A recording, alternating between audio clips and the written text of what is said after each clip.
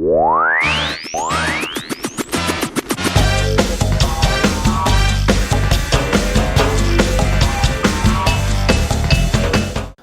안녕하십니까. 봄 햇살처럼 싱그러운 남자, 그러고 싶은 남자 이윤석 강사입니다.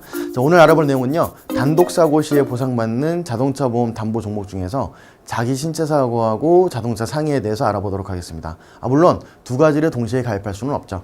자, 학습 목표입니다. 첫 번째, 운전자 단독사고 시 담보 종목을 알아보도록 하고요. 두 번째, 자기 신체 사고와 자동차 상해 담보를 비교 분석해 보도록 하겠습니다.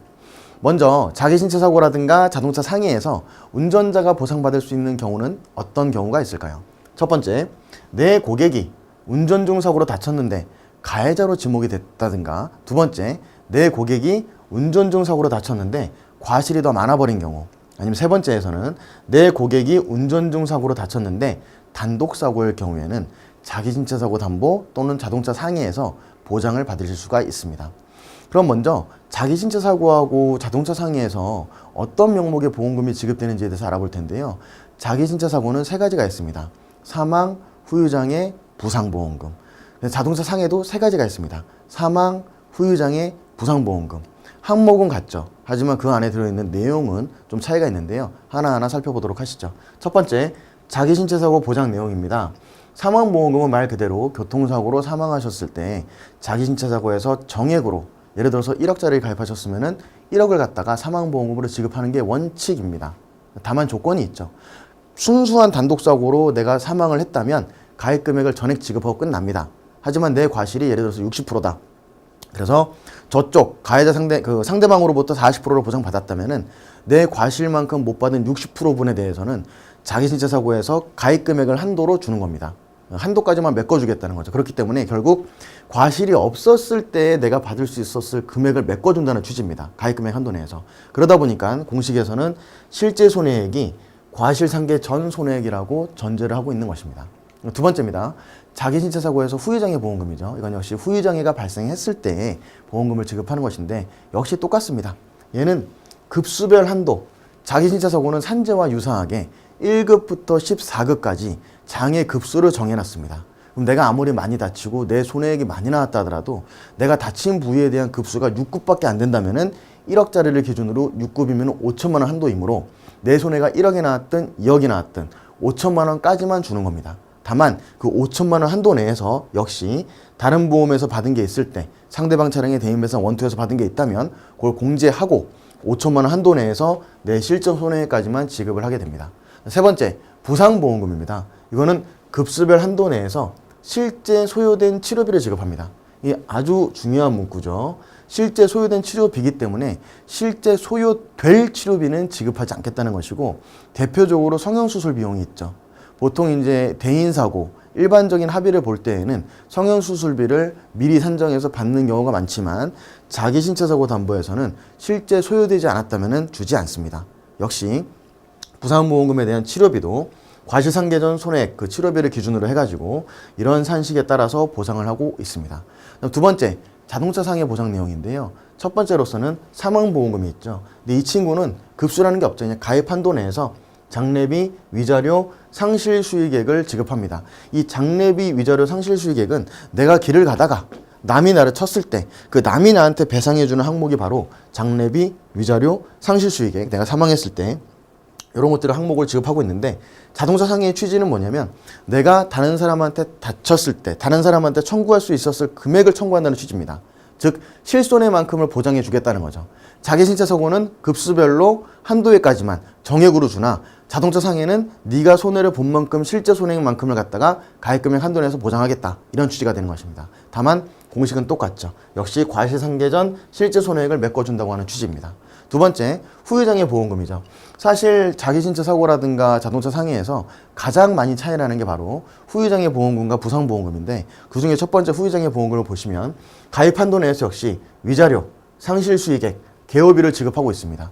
우리 자기 신체 사고 후유장애 한번 생각해 보실까요? 그거는 1급짜리 기준으로 해요. 보통 척추차에 골절이 돼가지고 고정수술을 하고 하면은 6급 정도 산정이 됩니다. 6급이면은 1억짜리 기준으로 6급이면은 5천만 원 한도입니다. 내가 만약 단독사고로 다쳤을 경우에는 5천만 원만 지급하고 끝나는 건데, 자동차 상해는 그렇게 계산하는 것이 아니고 소득, 그 다음에 장애, 그 다음에 장애 기간을 곱해가지고 그 손해액이 만약에 1억이 나왔어도 후유장애 보험금 가입 금액이 1억이라면 1억을 다 주는 겁니다. 그 차이가 있죠. 그 다음에 자동차 상해에서 또 부상보험금이 있는데 이 친구는 가입 한도 내에서 치료비를 줄 뿐만 아니라 부상에 따른 위자료, 휴업손해, 이건 뭐냐면 입원해 있는 기간 동안의 수입의 감소분에 대해서 보상을 해주는 건데 휴업손해도 주고 기타 손해배상까지 지급을 하고 있습니다. 역시 공식은 똑같이 산정이 되고 있고요. 그럼 한번 비교를 해봐야 되겠죠. 우리가 보통 뭐 허리가 골절돼서 수술을 하고 이렇게 큰 수술하는 경우는 많지 않지만 가장 많이 발생하는 경우로 본다면 2주, 3주 정도 되실 겁니다. 보통 이 염좌 정도 진단이 나오는데 한번 비교를 해보도록 하시죠. 자, 경추염좌가 발생했습니다. 이건 뭐냐면 뒤에서 탁 받쳤을 때 하고 내리는 게 보통 경추염좌거든요. 경추염좌로 1,300만 원의 치료비가 발생했다고 가정하실 때 이 경추염좌는 자동차 손해배상 보장법상 12급 상해에 해당됩니다. 12급 상해. 요걸 기준으로 자상과 자기신체 사고 손해에서 어떻게 보상이 되느냐. 자, 가입 금액이 사망 1억, 부상 3천, 후유장애 1억. 역시 자기신체 사고 똑같은 조건에서 사망 1억, 부상 3천, 후유장애 1억 조건이 가입이 되어 있다고 한다면 내용으로 3개월 동안 치료비가 300만 원 나왔고 3개월 동안 내가 누워있음으로써 월급을 받지 못했고 그로 인해서 손해가 발생했다면 그로 인한 3개월 휴업손해가 600만 원이었고 그다음 위자료가 15만 원, 위자료 15만 원은 12급에 해당하는 부상위자료가 약관에서 15만 원이라고 정해져 있습니다. 이렇게 나왔을 경우에는 자동차 상해는 치료비 준다고 그랬죠?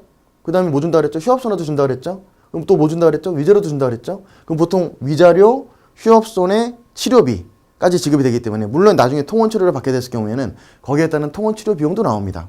근데 이 케이스 같은 경우는 후유장애 보험금은 경추염좌 억한 거기 때문에 후유장애는 발생하지 않는다는 가정하에 치료비만 쭉 산정해 봐도 총 915만 원이라고 하는 돈이 지급되는 반면에 자기신체 사고는 가입 금액 내에서 뭐 준다 그랬죠? 제가 실제 소요된 치료비만 준다고 했죠. 그럼 실제 소요된 치료비가 얼마냐? 보니까 300만 원이 나왔다 하더라도 12급 한도, 이 부상보험금 12급 한도액이 자기신체 사고 보험 약관에서는 80만 원이라고 설정이 되어 있습니다. 80만 원이기 때문에 치료비가 300이 나왔어도 이 친구는 가입 금액 한도액인 80만 원까지만 보상을 하게 됩니다. 그럼 결국 이렇게 손해가 난 발생했는데 자동차 상해에서는 이렇게 보상을 받을 수 있는 반면에 자기신체 사고에서는 월급 손해 없습니다. 위자료 없습니다. 손해도 급수별 한도액에서 한도액까지만 주기 때문에 300일 발생했던 500일 발생했던 80만 원까지만 줍니다. 이렇게 되면 결국 80만 원만 받게 되고 총 차이는 835만 원이라고 하는 차이가 나게 되는 것입니다.